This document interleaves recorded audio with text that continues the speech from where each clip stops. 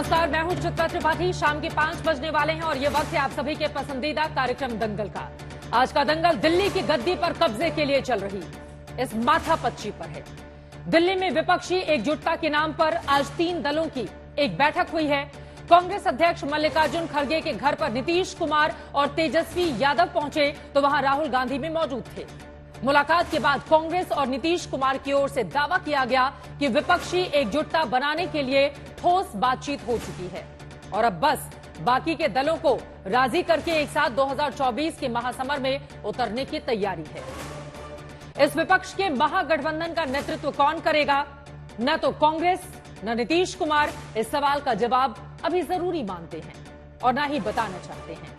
हालांकि इस तरह की कोशिश कितनी कामयाब होगी ये कहना मुश्किल है, क्योंकि जब महाराष्ट्र में उद्धव ठाकरे और शरद पवार को ही साथ लेकर कांग्रेस नहीं चल पा रही, वीर सावरकर के मुद्दे पर हर रोज वहां पर खटपट हो रही है। ऐसे में 2024 में 2 दर्जन दलों को क्या नीतीश कुमार और राहुल गांधी इकट्ठा एक मंच पर ला सकेंगे? ये सवाल बड़ा है। इसलिए आज हम चर्चा करने वाले हैं कि क्या 2024 में मोदी के खिलाफ विपक्षी एकता का चाणक्य बन पाएंगे नीतीश कुमार? क्या ममता, केसीआर, केजरीवाल जैसे नेताओं को नीतीश कांग्रेस महागठबंधन से दूर रखा जाने वाला है? क्या भ्रष्टाचार के आरोपों में घिरे दल और नेता विपक्षी एकता के नाम पर एक दूसरे का हाथ थामने की कोशिश में हैं? ऐसे तमाम सवालों पर सभी पक्षों के साथ आज के दंगल में बड़ी चर्चा हम करेंगे, लेकिन उसके पहले हमारी ये रिपोर्ट देखिए।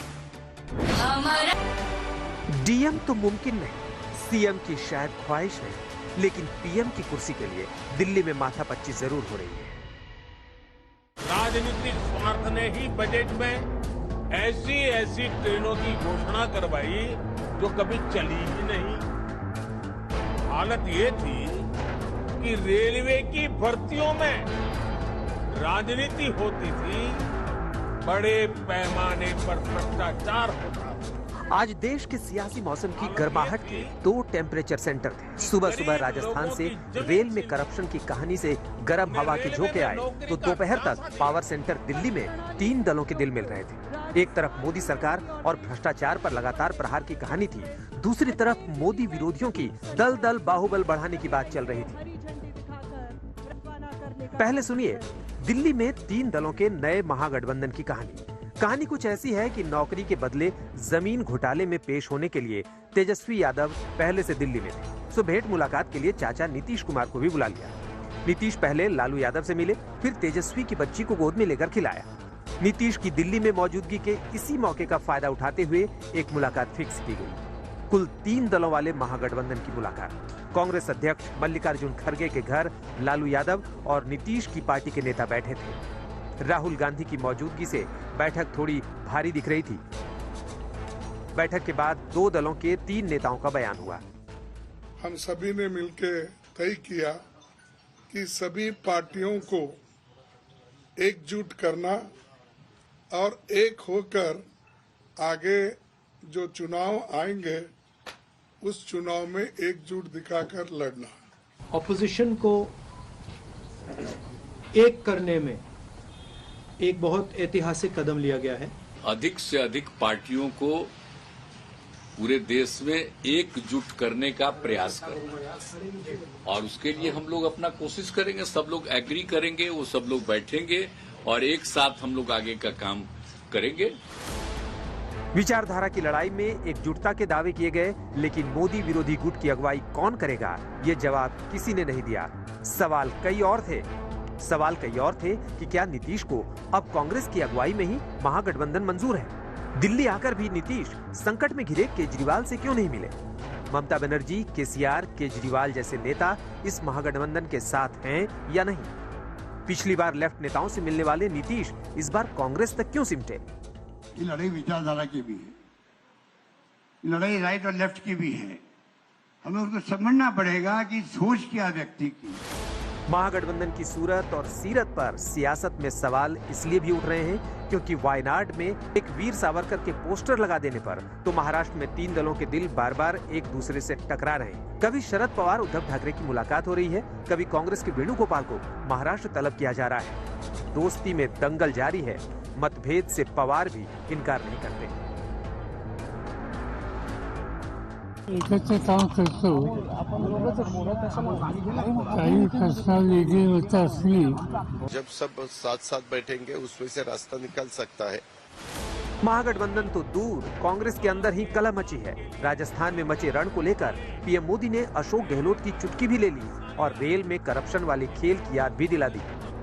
गहलोत जी का विशेष रूप से मैं आभार व्यक्त करता हूं कि इन दिनों वो राजनीतिक आपाधापी में उनका अनेक संकटों से वो गुजर रहे हैं, उसके बावजूद भी विकास के काम के लिए समय निकाल करके आए। रेलवे की भर्तियों में राजनीति होती थी, बड़े पैमाने पर भ्रष्टाचार होता था। गरीब लोगों की जमीन छीनकर उन्हें रेलवे में नौकरी का झांसा दिया गया। पीएम मोदी के व्यंग्यवाण से अशोक गहलोत इतने आहत हुए कि आजादी के बाद से देश में हुए 20 रेल मंत्रियों का नाम गिनाकर सबका अपमान करने का आरोप पीएम मोदी पर लगा दिया। हालांकि अशोक गहलोत ने अपनी फहरिस्त में लालू यादव का नाम नहीं लिया, क्योंकि एक तो चारा घोटाले में सजायाफ्ता हैं, दूसरे रेल में नौकरी के बदले जमीन मामले में अभी मुकदमा खत्म नहीं हुआ है। दिल्ली से मौसमी सिंह और जयपुर से जयकिशन शर्मा के साथ आज तक ब्यूरो। विपक्षी दलों में कभी प्यार तो कभी दरार। ऐसे में 2024 में मोदी के मुकाबले क्या विपक्षी तमाम नेताओं को एकजुट करके एक मंच पर ला पाएंगे नीतीश कुमार और खुद चाणक्य की भूमिका निभा पाएंगे? महत्वाकांक्षा उनकी क्या है? कई ऐसे सवाल हैं जिसको लेकर दंगल में बड़ी चर्चा करने वाले हैं। खास मेहमान जुड़ चुके हैं, उनका तारुफ आपसे करवा देती हूं। डॉक्टर सुधांशु त्रिवेदी जी, राज्यसभा के सांसद और राष्ट्रीय प्रवक्ता भारतीय जनता पार्टी के हमारे साथ मौजूद हैं। रोहन गुप्ता जी, राष्ट्रीय प्रवक्ता कांग्रेस पार्टी के हमारे साथ जुड़ चुके हैं। केसी त्यागी जी, आप पूर्व एमपी हैं, राज्यसभा के सीनियर लीडर हैं जेडीयू के, आप भी हमारे साथ जुड़े हुए हैं।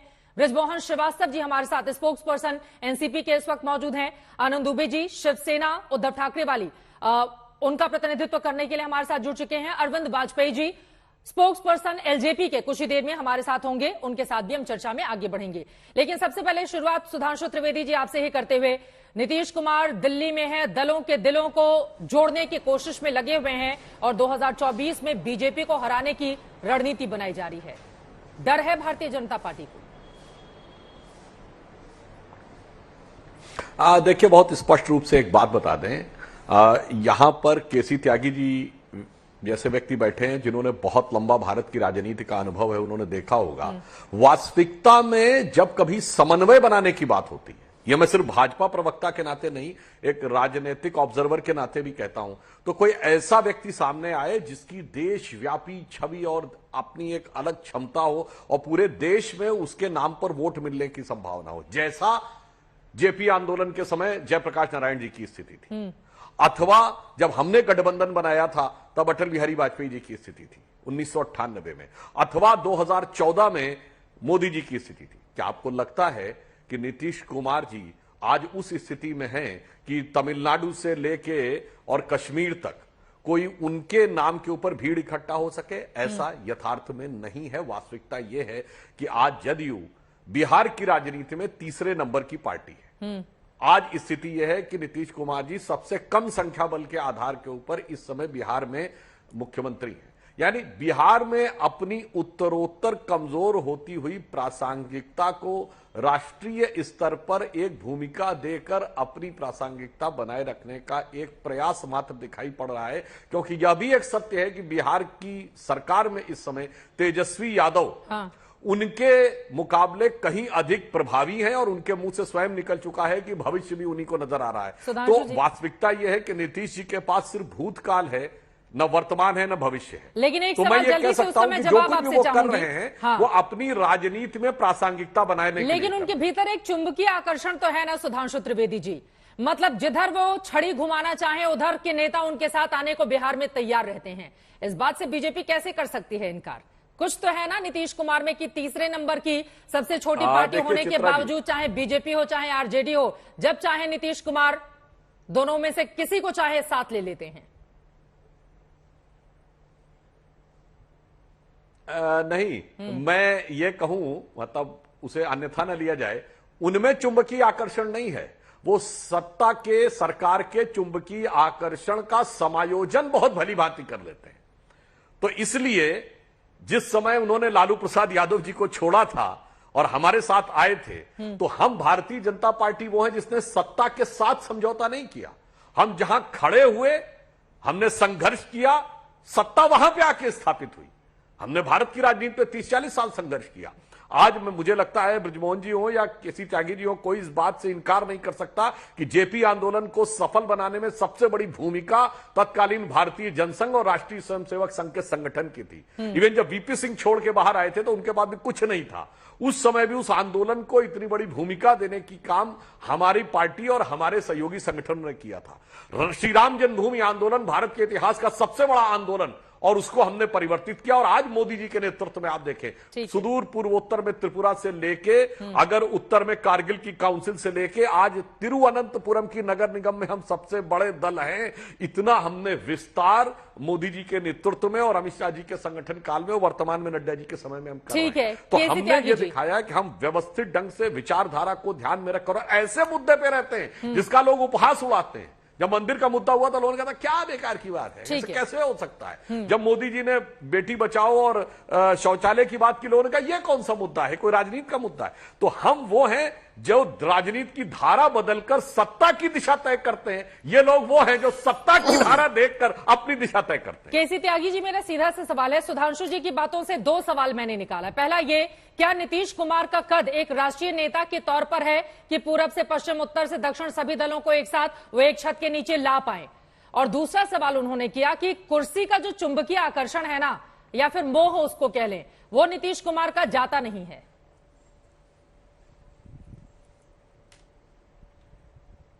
धन्यवाद सुधांशु जी।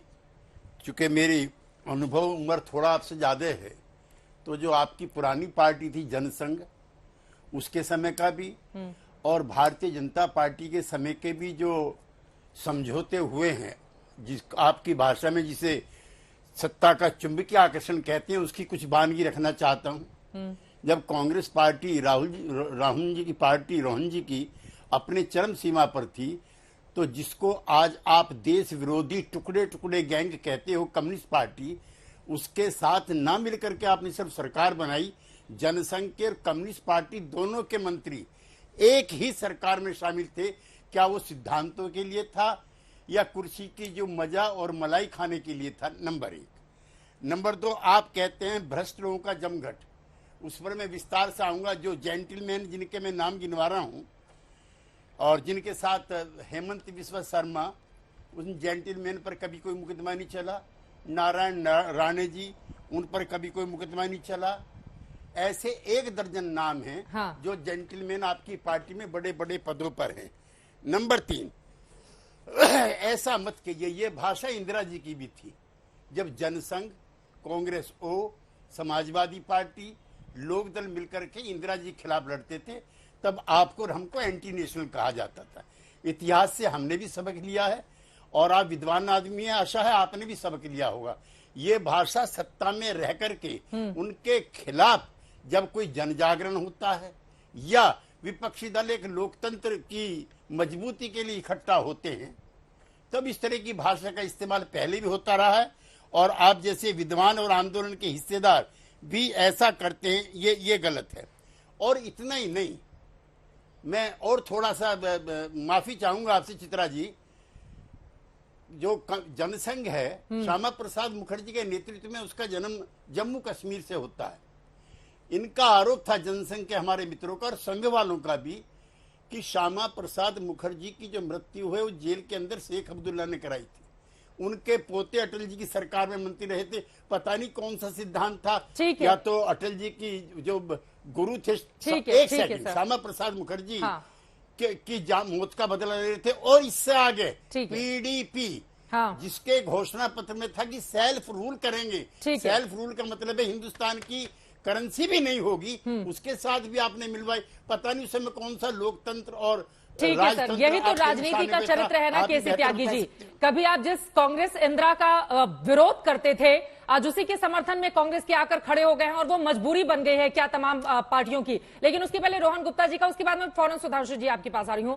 रोहन गुप्ता जी, तमाम दल के नेता मिल रहे हैं, लेकिन ये बताइए नेता कौन होगा नरेंद्र मोदी के सामने? वो राहुल गांधी होंगे, वो नीतीश कुमार होंगे, वो ममता बनर्जी होंगी, केजरीवाल होंगे, कौन होगा विपक्ष का नेता? जो मजबूती से नरेंद्र मोदी जैसे नेता को टक्कर दे पाएगा? रोहन गुप्ता जी। देखिए चित्रा जी, आपने अपने शुरुआत के वक्तव्य में कहा कि मोदी विरोधी, यहाँ पे किसी के विरोध की बात नहीं, यहाँ लोकतंत्र बचाने की बात है। जितनी भी पार्टियां आज है जो भाजपा के सामने लड़ रही है, उनके सामने बहुत बड़ी चैलेंज है। सत्ता की तो चैलेंज है ही, पर उसके बड़ी चुनौती है कि लोकतंत्र की रक्षा कैसे करें। चित्रा जी, आज आप देख लीजिए कि एक बार जो आप मोदी जी की बात कर रहे हैं, वो बड़े बड़े भाषण दे रहे हैं लोकतंत्र के, प्रेस बचाने के, मीडिया बचाने के। जो भी आदमी उनके खिलाफ खड़ा होता, वो कोई मीडिया की बात हो या कोई विपक्षी नेता की बात हो, कोई पत्रकार हो, उनके ऊपर सीधा अटैक किया जाता है। तो लोकतंत्र की जिस प्रकार से हत्या हो रही है, हमको उससे देश को बचाना है। मैं आज यहाँ पे हूँ, कर्नाटक में हूँ, बेंगलोर में हूँ। अभी यहाँ पे कोऑपरेटिव का एक बड़ा स्कैंडल बाहर आया चित्रा जी। 2 महीने पहले इनकी भाजपा सरकार ने कहा था, 2000 करोड़ के करीब का स्कैंडल है। 2 महीने पहले कहा था कि हाँ ये तो स्कैंडल हो गया, हम सीबीआई को जांच के लिए देंगे। आज तक वो जांच नहीं दी गई। आप सोचिए, अब कोई विरोधी नेता होता, विपक्ष का नेता होता, अभी तक तो जांच हो गई होती, ऑर्डर भी आ गया होता, जेल में भी चले होते। एक बड़ी दिलचस्प तस्वीर आई है बीजेपी की ओर से, जरा उस पर मैं रोहन जी आपकी टिप्पणी चाहूंगी, फुल फ्रेम में आप दिखाइए। बीजेपी आईटी सेल के हेड हैं अमित मालवीय, उनकी ओर से ये फोटो ट्वीट करते हुए लिखा गया है, और न जाने किस किस के सामने झुकेंगे नीतीश कुमार। तो राहुल गांधी के नेतृत्व को मुस्कुराते हुए झुककर क्या मान लिया है नीतीश कुमार ने? रोहन गुप्ता जी। देखिए, आप भाजपाई ट्रोल के ट्वीट पे मुझसे कमेंट चाहेंगे, कोई मतलब नहीं। आपका प्राइम टाइम डिबेट है चित्रा जी। मुझे नहीं लगता है कि आपकी डिबेट का समय आपको ऐसे ट्वीट के लिए व्यर्थ करना चाहिए, क्योंकि ये ट्रोल है, इनका काम है इस प्रकार की बातें करना। जब इन्हीं के साथ सरकार में थे तब किसके सामने झुकते थे?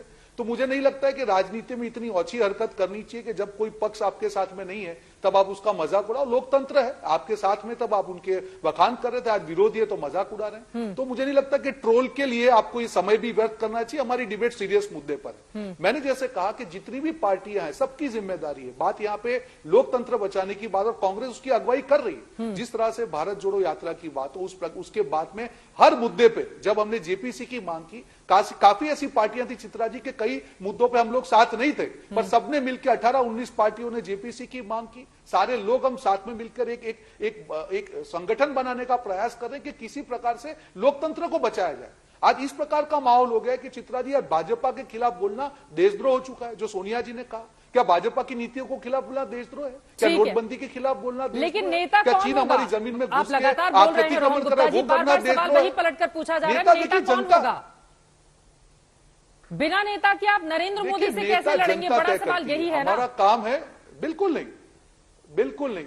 देखिए, नरेंद्र मोदी से हमको लड़ना नहीं, नरेंद्र मोदी से अब जनता लड़ रही है, उनके अहंकार से जनता लड़ रही है। हमको जनता के साथ खड़े रहना है, हमारे पे वो अहंकार नहीं है। आज कांग्रेस पार्टी सबसे बड़ा दल है, उसकी जिम्मेदारी है कि जितनी भी पार्टी है जो चाहती है कि लोकतंत्र की रक्षा हो, सबको साथ में लेके एक प्लेटफॉर्म हम पूरा करेंगे, और जनता तय करेगी, देश तय करेगा नेता कौन होगा। हम इस अहंकार में नहीं रहना चाहते कि हम ही तय करें कि अब सब कुछ अब है। आप मोदी जी की बात कर रहे हैं चित्रा जी, मुझे बताइए ना, देश को क्या फायदा हुआ? क्या फायदा हुआ? कौन से स्टेप से फायदा हुआ? आज इनके जितने भी गोल पोस्ट उन्होंने कहा था कि किसान की आय दुगना हो जाएगी, हर भारतीय को घर मिलेगा, 5 ट्रिलियन की इकोनॉमी हो जाएगी, मैं आपको चैलेंज के साथ डिबेट करने को तैयार हूं। एक भी वादा जो मोदी जी ने किया हो, का 15 लाख वापस लाने किया, काला धन वापस आने का एक भी वादा उनका पूरा हो तो बताइए। ठीक है सर, लेकिन ये तमाम बातें जो कांग्रेस पार्टी की ओर से कही जाती हैं, ये जनता के बीच में उस तरह से असर क्यों नहीं करती?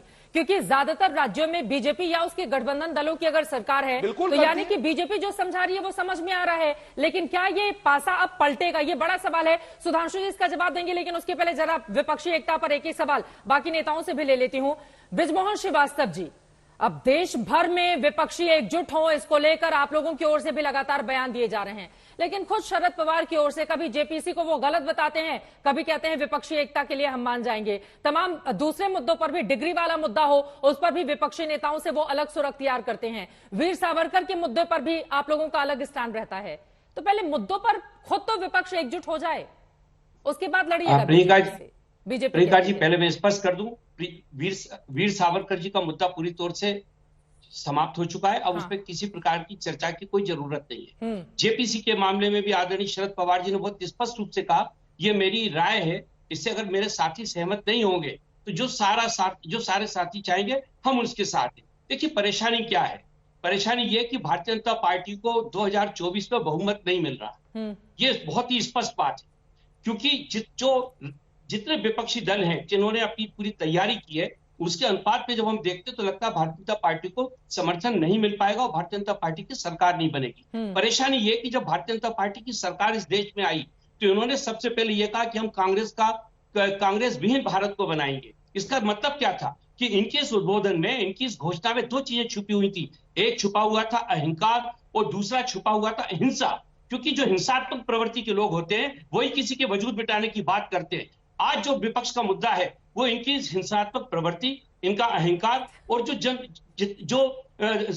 जितनी भी देश की संवैधानिक संस्थाएं हैं उनके दुरुपयोग को लेकर जो चिंता है उसके ऊपर पूरा विपक्ष है कि ये हम लोगों का कॉमन प्रोग्राम है। और आप निश्चित जानिए कि जब 1978 की बात है, शरद पवार जैसे नेता अगर एक ही मुद्दे पर दो अलग अलग बयान देंगे, शरद पवार जी का कद इस देश में क्या मायने रखता है यह मुझे बताने की जरूरत नहीं है, सभी जानते हैं। लेकिन एक बार जो जेपीसी को निराधार बताएंगे, कहेंगे सुप्रीम कोर्ट वाली कमेटी जो जांच करिए वो सही है, उसके अगले दिन वो पलट जाएंगे, तो सर आप लोगों के भीतर भी तो असमंजस की स्थिति है ना। कोई असमंजस की स्थिति नहीं है। सावरकर का मुद्दा खत्म हो गया, कहां खत्म हुआ है सर? चित्रा जी, उन्होंने अपनी बात अपने साथियों पे थोपी नहीं है, उन्होंने अपनी सलाह दी थी। अगर मेरे साथी उस सलाह को मानने को तैयार नहीं है, हम उस गठबंधन के साथ हैं, पीछे आने में उसमें क्या परेशानी है? कोई उसमें परेशानी नहीं है। मैं आपसे कहता हूं, आज कर्नाटक में जो टिकट बटे हैं, इनकी भारतीय जनता पार्टी के जो सबसे मजबूत नेता है शटार साहब, वो पूरी तरह से विरोध कर रहे हैं। इसका क्या मतलब है? नेगी साहब ने हिमाचल प्रदेश में जिस प्रकार से आदरणीय मोदी जी को नकारा था, क्या कहेंगे आप? इसकी चलता है, लेकिन इसका तात्पर्य थोड़ी कि वजूद खत्म हो जाता है। तो मैं आपसे बहुत स्पष्ट कहना चाहता हूं, गठबंधन को कोई परेशानी नहीं है। आदरणीय नीतीश कुमार जी, आदरणीय शरद पवार जी, आदरणीय सोनिया गांधी, ये सारे नेता वो हैं जो लगातार एक दूसरे के संपर्क में हैं और इस देश की नब्ज को समझते हैं। राहुल गांधी का नेतृत्व स्वीकारेंगे आप लोग 2024 के लिए? मैं आपसे ये कहना चाह रहा था, 1977 में कौन सा नेतृत्व था? कहाँ थे उस दिन अटल बिहारी वाजपेयी साहब? कितने दिन चली सरकार? अगर 1977 वाला आप उदाहरण देंगे तो जनता कहेगी भैया ये लोग तो आपस में ही खींचतान में लग जाएंगे। कितने दिन चली सरकार और उसके बाद देखिए फिर इंदिरा गांधी की जबरदस्त वापसी होती है। एग्जाम्पल भी दीजिए, कम से कम छोड़ दीजिए ना। मैं नेतृत्व की बात कर रहा हूँ, नेतृत्व की कोई जरूरत नहीं है। गठबंधन है और गठबंधन के सारे नेता इस तरह को देश का नेतृत्व कर सकते हैं, आनंद दुबे जी, कोई समस्या नहीं है। ठीक है, क्या सावरकर का मुद्दा खत्म हो गया है आप लोगों के लिए? कांग्रेस ने मिलकर एनसीपी के साथ खत्म कर दिया है, सावरकर अब कोई मुद्दा नहीं है महाराष्ट्र में। चित्रा जी नमस्कार। देखिए, वीर सावरकर जी के ऊपर संजय राउत साहब की, राहुल गांधी जी की बात हो गई, वो विषय वहां समाप्त हो गया। आपके चैनल पर क्या बात हुई है? स्पष्ट कर दिया था। हाँ। बात हुई थी कि भाई वीर सावरकर जी का अपमान जो बार बार आप करते हैं, हमें तकलीफ होती है, वो हमारे देवता समान है, आप उनका अपमान करना बंद करिए। राहुल गांधी जी, उनकी टेलीफोन पे बात हुई, उन्होंने कहा कि मेरी किसी बात से आपको चोट पहुंचती है तो मैं ऐसा कोई काम नहीं करूंगा। वो विषय वहां समाप्त हुआ। वायनाड गए थे अपने पूर्व लोकसभा क्षेत्र में, वहां पर बड़े बड़े होर्डिंग लगे हुए थे इस बात को लेकर कि मैं सावरकर थोड़ी ना हूं। नहीं, ठीक है, उसका पता लगाया गया। वो कोई केएसयू करके कोई स्टूडेंट यूनियन है, उन्होंने लगाया था, उस पर हमने आपत्ति दर्ज कराई, उन्होंने माना, वो विषय वहां समाप्त होता है। देखिए चित्रा जी, हमारा कुनबा, हमारा परिवार बहुत बड़ा है। यदि हम बड़े परिवार में रहते हैं तो स्वाभाविक सी बात है कि हमारे घर में नोकझोंक भी होगी, कभी खुशी हंसी का भी माहौल होगा, वो हम तय कर लेंगे। हमारे आपस में मतभेद होंगे, हम उसे सुलझा लेंगे। कैसे समझाएंगे? मैं बता रहा हूँ चित्रा जी, बता रहा हूँ। आपस में तो समझ लेंगे, लोगों को कैसे समझाएंगे? नरेंद्र मोदी है सामने। जनता को हम ऐसे समझाएंगे कि हमारे देश के लोकतांत्रिक प्रक्रिया की खूबसूरती है कि जब चुनाव होता है तो लोकसभा से चुने हुए जनप्रतिनिधि अपना नेता चुनते हैं, तब तय हो जाता है कौन प्रधानमंत्री बनेगा, कौन दूसरा मंत्री बनेगा। तो जब चुनाव होंगे, चुनाव के बाद जब लोग चुन कर आएंगे, तब ये तय हो जाएगा कि कौन नेता बनेगा। आज तो विपक्ष को एक साथ रहने की जरूरत है कि भाई भाजपा के खिलाफ जो जन आक्रोश है जनता में, उसका नेतृत्व सभी लोग मिलकर करें। जैसे कि उद्धव ठाकरे जी, शरद पवार जी आपस से मिलते हैं, अरविंद केजरीवाल जी मुंबई आते हैं, उद्धव ठाकरे जी से मिलते हैं। कल आदित्य ठाकरे जी हैदराबाद गए से केटीआर जी से मिले। ममता बनर्जी जी पिछले साल आई थी, उद्धव ठाकरे साहब से मिली थी। तो नेता एक दूसरे से मिलते हैं, यही तो खूबसूरती है। आज अगर नीतीश जी, राहुल जी से मिल रहे हैं। पहले भी हमने बहुत मेल मुलाकातें देखी थी, बड़े बड़े मोटे मोटे मंच तैयार किए गए थे, हाथ हिलाकर सभी का अभिवादन स्वीकार किया गया था जनता के सामने। लेकिन रिजल्ट क्या रहा ये बताने की जरूरत नहीं है। एक तस्वीर आपको दिखाना चाहते हैं, एक तस्वीर आपको दिखाना चाहते हैं। मैं सावरकर नहीं हूं जो माफी मांगू। ये देखिए, वायनाड की ये तस्वीरें हैं, राहुल गांधी कल अपने पूर्व लोकसभा क्षेत्र में पहुंचे हुए थे। वहां पे उन्होंने लिखा, मैं सावरकर नहीं हूं कि मैं माफी मांगूंगा। इससे सहमत है या नहीं सहमत है आनंद दुबे जी? बिल्कुल लोगों को कैसे बताएंगे सहमत हो सकते हैं? हाँ। चित्रा जी, हम कैसे सहमत हो सकते हैं जब हम भरे मंच से आपत्ति जता दिए, उनके डिनर का बहिष्कार कर दिए, एक नहीं 10 बार अपने आप को बता दिए कि भाई आपके साथ इस मुद्दे पर साथ नहीं चल सकते, और उसके बाद भी उनके संगठन के लोग यदि ऐसा बैनर लगा रहे हैं तो हम घोर निंदा करते हैं, आपत्ति जताते हैं। और ये बात हम कहेंगे, अभी वेणुगोपाल जी मुंबई आ रहे हैं 2 दिन बाद, उनके पास जब मीटिंग होगी वहां आपत्ति जताएंगे। हम बार बार कह रहे हैं कि ऐसा कोई कृत्य मत करिए जिससे आपके महागठबंधन पे कोई असर पड़े। अरविंद वाजपेयी जी, मैं आपके पास आऊंगी, लेकिन रोहन गुप्ता जी, आनंद दुबे का 2 टूक कहना है, ऐसा कोई कृत्य मत कीजिए जिससे दूसरों की भावनाएं आहत हों। एक पोस्टर के मामले में तो आप विरोधी दलों को समझा नहीं पा रहे हैं, सर दूसरे मुद्दों पर कैसे साथ में लेकर चलेंगे? चित्रा जी, मैं इस पे जवाब दूं क्या? चित्रा जी, एक बार रोहन जी से बात करूं। जब आप सारी पार्टियां साथ में काम करते हैं, हाँ। तब कई मुद्दे ऐसे होते हैं कि आपकी आम सहमति नहीं बनती है। कल शरद पवार जी ने भी कहा कि ये मेरी व्यक्तिगत राय थी और जो हमारी सबकी मांग है जेपीसी उसके साथ में खड़ा हुआ। तो जब आप साथ में खड़े होते हैं, जो अभी केसी त्यागी जी ने एग्जांपल दिया, आप ऐसी पार्टी के सामने हम बात जरा बोल दीजिए, ये सावरकर वाले मामले में जैसी पार्टी के साथ में मेरी बात तो खत्म होने दी जाए। मेरी बात तो चित्रा जी, आप बात काटने तो काम नहीं होगा ना, आप बोलने ही नहीं देंगी। मैं आ रहा हूं ना उसके ऊपर, आप अगर बीच में बोलेंगे तो हम बात क्या करेंगे? आप समय तो बोलिए थोड़ा सा। मैं ये कहना चाह रहा हूं कि ऐसी पार्टी की जिसकी पीडीपी के साथ में जिसको देशद्रोही का, उसके सामने 3 साल सरकार चल रहे हैं। हम तो कॉमन मिनिमम प्रोग्राम की बात कर रहे हैं। हमारी राय जो है, राहुल जी की राय जो है राय है, पर अगर आप कॉमन मिनिमम प्रोग्राम की बात करें तो कई मुद्दों पर आप बात नहीं करेंगे, वो दैट इज अग्रीड। उसमें कौन सी बड़ी बात है?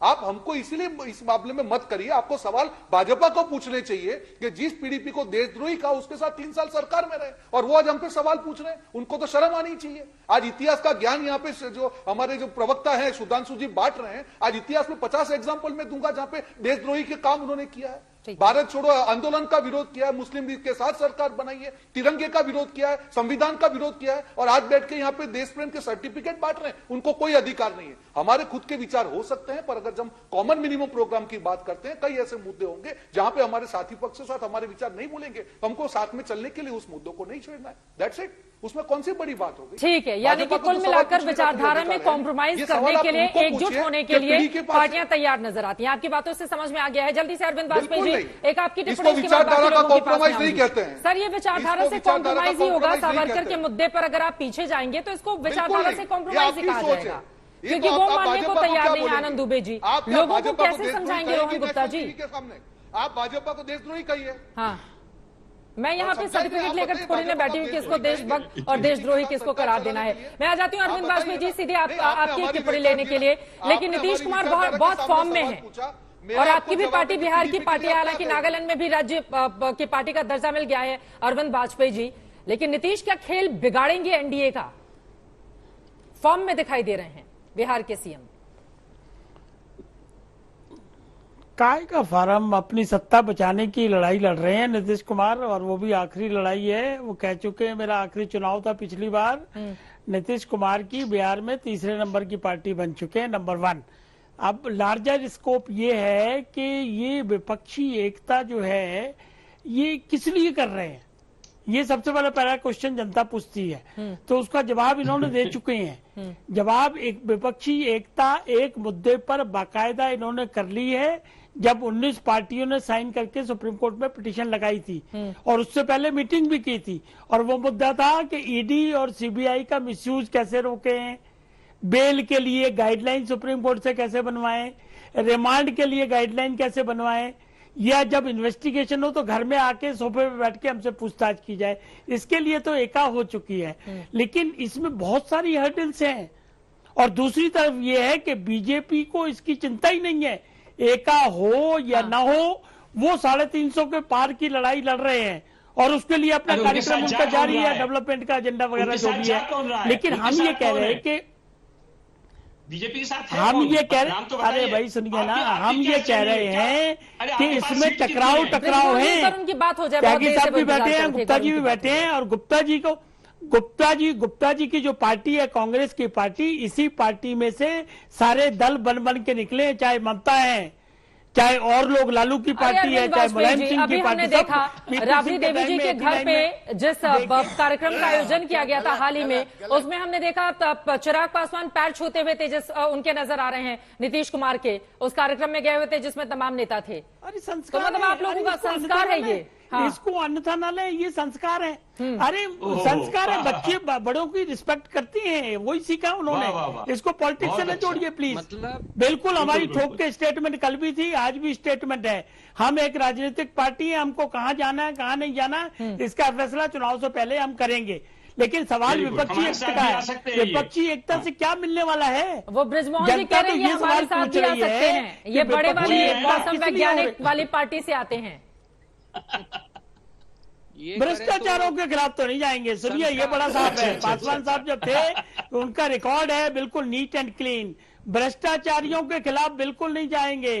और मोदी जी ने लाइन ड्रॉ कर दी है कि भ्रष्टाचारी खत्म किए जाएंगे, भ्रष्टाचारियों के साथ कोई कंप्रोमाइज नहीं होगा। ठीक है, अब जरा चर्चा को विस्तार देते हुए एक बार फिर से मैं सुधांशु जी के पास आना चाहूंगी। ठीक है, आप लोगों की बात समझ में आ गई, लेकिन इस बात को भी समझना होगा, हम सब ने देखा था 2018 में जब विधानसभा के चुनाव हुए थे तो कई चुनावों में बीजेपी को मुंह की खानी पड़ी थी, लेकिन 2019 में जब इलेक्शन होते हैं तो नरेंद्र मोदी के नाम पर उन्हीं राज्यों में जहां कांग्रेस ने सरकार बनाई थी क्लीन स्वीप वाली स्थिति देखने को मिली थी भारतीय जनता पार्टी के लिए।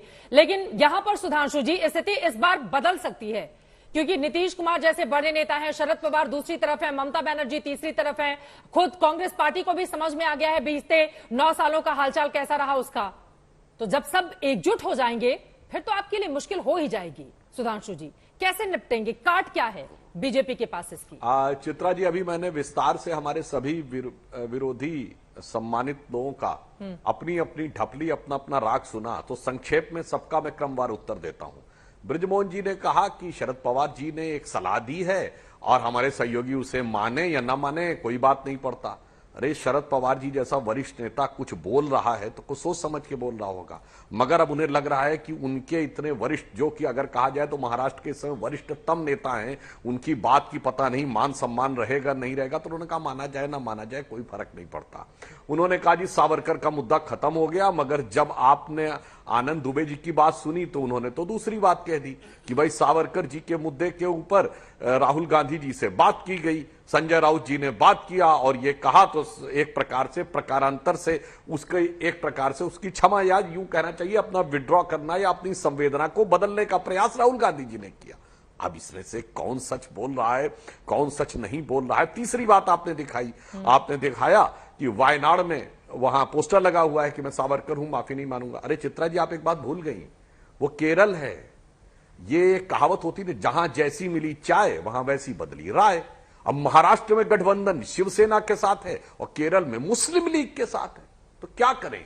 महाराष्ट्र में संजय राउत जी से फोन पे कहना पड़ रहा है कि सावरकर जी के मामले पे हम आपकी भावना नहीं हाथ करना पाते, क्योंकि यहां पर वह शिवसेना है जो ये दावा करती है कि वो स्वर्गीय बाला साहब ठाकरे जी के परिवार के हैं, उनकी परंपरा के हैं, जो हिंदू पद पातशाही की बात करती थी, जो छत्रपति शिवाजी महाराज के उस साम्राज्य में जिसमें कहा गया कुंभकर्ण असुर अवतारी औरंगजेब, यह शब्द प्रयोग किया गया, उसमें तो मुस्लिम लीग है जो औरंगजेब के लिए रहमतुल्लाह अल सलेह पातशाह गाजी जिंदा पीर बोलती है। अब इनमें से क्या कॉमन है, क्या मिनिमम है, ये मेरी समझ के तो बाहर है। हां, प्रोग्राम जरूर है। प्रोग्राम केवल यह है कि येन केन प्रकारेण कोई ताना बाना उनके किसी प्रकार से मोदी जी के खिलाफ एक वातावरण बनाने का प्रयास करना है। अब हम अपनी बात का उत्तर देते हैं। जो इन्होंने कहा पीडीपी की बात में, अरे जनाब पीडीपी आज जितनी पीड़ित है, मेरे विचार से 75 साल में कभी उनके लोगों ने वह पीड़ा का अनुभव नहीं किया होगा। हम बिल्कुल ईमानदारी से कहते हैं। त्यागी जी ने बात कही, मैं कहता हूं मान्यवर, हमने पीडीपी के साथ गठबंधन किया, हमारा जदयू के साथ भी वैचारिक मतभेद था, मगर हमने गठबंधन किया। हम बड़ी पार्टी थे पर मुख्यमंत्री नीतीश जी को बनाया। हमने बसपा से गठबंधन किया। त्यागी जी को याद होगा एक जमाने में काशीराम जी ने भाजपा को नागनाथ कहा था, फिर भी हमने सामाजिक समरसता के हित में गठबंधन किया। हमने कर्नाटक में जेडीएस से गठबंधन किया, 80-84 सीटें हमारी, 40 जेडीएस की, मुख्यमंत्री उनका बनाया। हमने उत्तर से दक्षिण तक जहां जहां गठबंधन किया, राष्ट्र को एकजुट करने के लिए, समाज को एकजुट करने के लिए, और कभी अपना मुख्यमंत्री बनाने के लिए नहीं किया। इसीलिए मैं कह सकता हूं भारतीय जनता पार्टी का विचार यह था कि मैं मधु से अनभिज्ञ आज भी जीवन भर विषपान किया है, किया नहीं विध्वंस विश्व का आजीवन निर्माण किया है। और अंत में मैं लास्ट में एक पॉइंट और कह दूं, जो सब लोग कह रहे हैं ना कि नहीं वो तो कोई नेता की जरूरत नहीं, सब मिलकर एक हो जाएंगे और सब देख लेंगे। एक में कहावत होती है, बिल्ली के भाग से छीका फूटा। चित्रा जी, एक कहावत होती है, बिल्ली के भाग से छीका फूटा। अब जो आगे मैं कह रहा हूं इसको शब्दशः ना लिया जाए, प्रतीक में लिया जाए। यहां बहुत सी बिल्लियां नीचे खड़ी हैं कि कब छीका फूटे और अपने अपने हिस्से का दूध पी के हम आगे बढ़े। मगर मान्यवर, मैं मानता हूं देश की जनता का विवेक और देश का भाग्य अभी इतना कमजोर नहीं है कि वो छीका इतनी आसानी से फूट जाए कि सब अपने अपने हिस्से का बंटवारा करते हुए चंपत हो जाएं। अब भारत एक नए स्वरूप में मोदी जी के नेतृत्व में आगे उठ रहा है, जिसमें विकास भी है, जन कल्याण भी है, राष्ट्रीय स्वाभिमान भी है, सांस्कृतिक गौरव भी है। तो ये भारत की राजनीति का युगांतर है। आपकी बातों पर रोहन गुप्ता जी मुस्कुरा रहे थे। रोहन जी, मैं फौरन आऊंगी इस मुस्कुराहट के पीछे का क्या राज है, लेकिन उसकी पहले केसी त्यागी जी बहुत देर से हाथ उठा रहे थे। अब बिल्ली के भाग से छीका फूटेगा क्या, वो जो सवाल खड़े कर रहे हैं, और बहुत सारी बिल्लियां हैं कतार में। कैसे त्यागी जी? नहीं, इस तरह की भाषा जो है मेरी संस्कृति का हिस्सा नहीं है। मैं इनके नेताओं का बहुत सम्मान करता हूं। अटल जी हमारे नेता रहे हैं, राजनाथ जी हमारे संगी साथी रहे, और सुधांशु जी भी। लेकिन सुधांशु जी, जब एनडीए बनता है, 14 दिन तक अटल बिहारी वाजपेयी जी प्रधानमंत्री बनते हैं, और उसके बाद कोई देश की पार्टी साथ नहीं आती है, तब जेडीयू, अकाली दल और शिवसेना साथ आती है। तीनों में से कोई साथ नहीं है। एक दूसरा, आप तो भाई देश के लोकतंत्र के लिए, हिंदुत्व के लिए, सब चीजों के लिए आज प्रोपेगेट कर रहे हैं। आपको याद है कि सत्ता प्राप्ति के लिए, मैं चित्रा जी मुझे डिस्टर्ब मत कीजिएगा, सत्ता प्राप्ति के लिए आपने कॉमन मिनिमम प्रोग्राम से आर्टिकल 370 पर कोई बहस नहीं हो गई, ये आपने निकाला। राम मंदिर हमारा मुद्दा नहीं है। राम मंदिर और बाबरी मस्जिद का विवाद अदालत तय करेगी, तो भी आप तोड़ने चले गए थे। तीसरा, जिस पर आजकल आपका सबसे ज्यादा जोर है, यूनिफॉर्म सिविल कोड।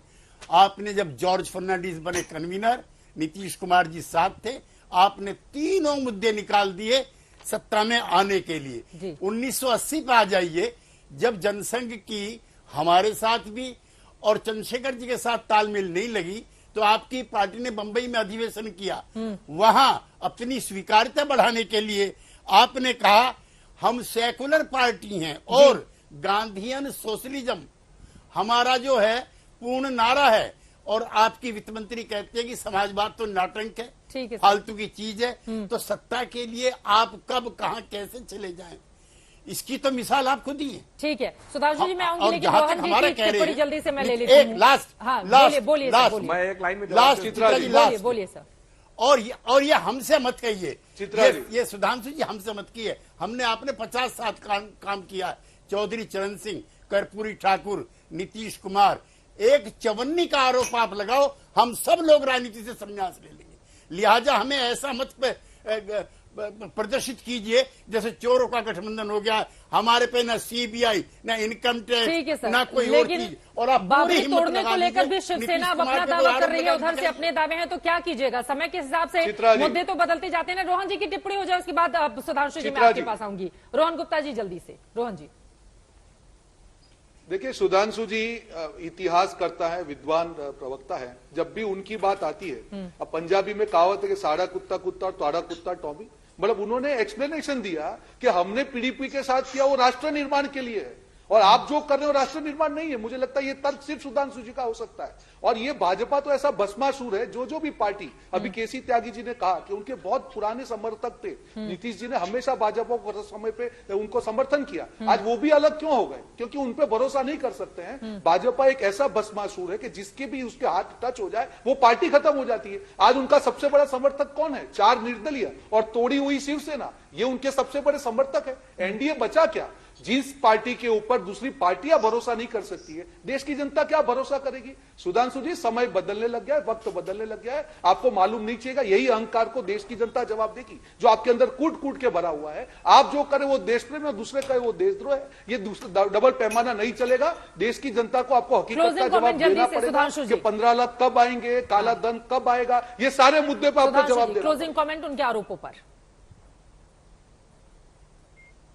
हाँ, देखिए, पहली बात मैं त्यागी जी, मैं विनम्रता से कहना चाहता हूं, मैंने जब दिल्ली शब्द प्रयोग किया था तो स्पष्ट बोला था शब्दशः न लिया जाए, प्रतीक में। फिर भी आपको बुरा लगा तो मैं याद दिलाना चाहता हूं, जब आपका और राजद का पिछली बार गठबंधन था तो नीतीश जी ने उसके बारे में टिप्पणी की थी, जे रहीम उत्तम प्रकृति का कर सकत कुसंग, और चंदन विष व्यापत नहीं लपटे रहत भुजंग। अब इसमें कौन चंदन था, कौन भुजंग यानी सांप था, अब ये मैं आपके विवेक के ऊपर छोड़ता हूं, ऐसी बात नहीं थी। और तीसरी जो आपने बात कही, हमने कभी अपने घोषणा पत्र में से अपने मुद्दों को नहीं हटाया।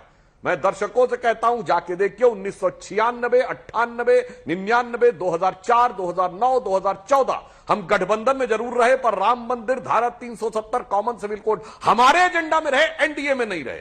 और आप भी हमारे साथ रहे, कभी किसी ने हमको फोन करके ये नहीं कहा कि यह वक्तव्य मत दीजिए, जैसा आनंद दुबे जी ने कहा राहुल जी के लिए। अब मैं ये बात सिर्फ अंत में कहना चाहूंगा, भाई कांग्रेस हम पे क्या आरोप लगा रही है, ये कितने भी रूप बदल लें, पर आज इनकी हालत ये जो इनसे पिंड छुड़ा लेते। आज दंगल में हमने सवाल पूछा था, क्या मोदी के खिलाफ विपक्षी एकता का चाणक्य बन पाएंगे नीतीश कुमार? आपकी जो जवाब मिले हैं, 13% लोगों ने हाँ में जवाब दिया है, 87% लोगों का जवाब नहीं में है। अब नीतीश कुमार की भूमिका आगे क्या रहती है? क्या यूपीए का संयोजक उनको बनाया जाएगा? दलों को एक साथ लाकर दिल मिला पाएंगे? इस पर रहेगी आज तक की नजर। दंगल में इसी के साथ अभी के लिए बस इतना ही। देश और दुनिया की तमाम खबरों के लिए आप देखते रहिए आज तक।